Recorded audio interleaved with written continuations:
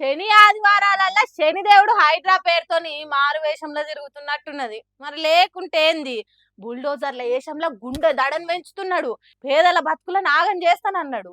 హైడ్రా కోర్టులు ఎన్నిసార్లు వార్నింగ్లు ఇచ్చినా నెత్తి మీద సుత్తెతోని బొడుసులు వచ్చేంత కొట్టినా ఆది శనివారాలల్లా ఇండ్లు ఊలగొట్టుడు ఆగుతలేదు. బతుకమ్మ పండుగ రోజు కూడా పేదల మీద కనికరం లేకుండా గాజుల రామారం, బాలయ్య బస్తీ, పోచమ్మ బస్తీలా చిన్న చిన్న ఇండ్లల్లో ఉండేటోళ్లకు బతుకమ్మ పండుగ సంబరం లేకుండా చేసిండ్రు. పాపం ఎంతమంది కండ్లు చెరువులై అలుగులై వచ్చినాయో ఏమో. రంగుల పువ్వులను వేసుకొని బతుకమ్మ ఆడాల్సిన ఆడోళ్లకు బతుకమ్మ సోంటి ఇండ్లును నడి సముద్రంలో ఇడిచినట్టు చేస్తే ఎంత తల్లడిండ్రిండ్రో. 4 ఎకరాల భూమిలా పూటకు గతి లేని గరీబులు అగ్గిపెట్టేంత ఇండ్లు కట్టుకొని బతుకుతుంటే కండ్లు ఓర్వనట్టున్నది. అందుకే గంజిల వడ్డీగా తీరుగా చేస్తున్నారు.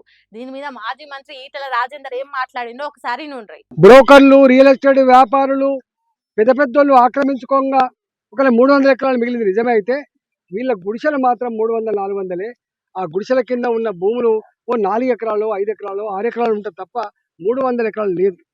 గా గుడిసెలు కూలగొట్టి పేపర్లలో, మీ ట్విట్టర్లలో, మీ సోషల్ మీడియాలో 15,000 కోట్ల రూపాయల జాగ మిల్చినని చెప్పుకుంటూ కదా. మీకు ఏమైనా సిగ్గుందా అని చెప్పి అడుగుతున్నాను. మీకు సిగ్గుందా అని చెప్పి అడుగుతున్నాను. అదే ఉంటే గిట్లెందుకు చేస్తారు సారు?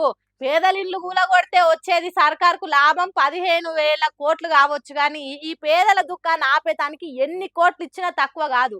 బోళ్ళు బొచ్చెలు తీసుకోకుండా ఇండ్లల్లో ఉన్న సామాన్లు బయట పెట్టుకోకుండా ముందే బుల్డోజర్లు వచ్చి గూడును కూలగొట్టిండ్రు. పండుగ పూట పేదోళ్లను పస్తులు ఉంచుతున్నది, కండ్లల్లో నీళ్లు నింపుతున్నది, పుట్టెడు దుఃఖాన్ని పుట్టించి అరిగోస పెట్టుకున్నది. ఏందో ఏమో పోన్రి కాంగ్రెస్ సర్కార్ తీరు. పెద్దోళ్ళని కాపాడుతున్నది, పేదోళ్ళని ఆగం చేస్తున్నది. వాళ్ళకే తెలవాలి.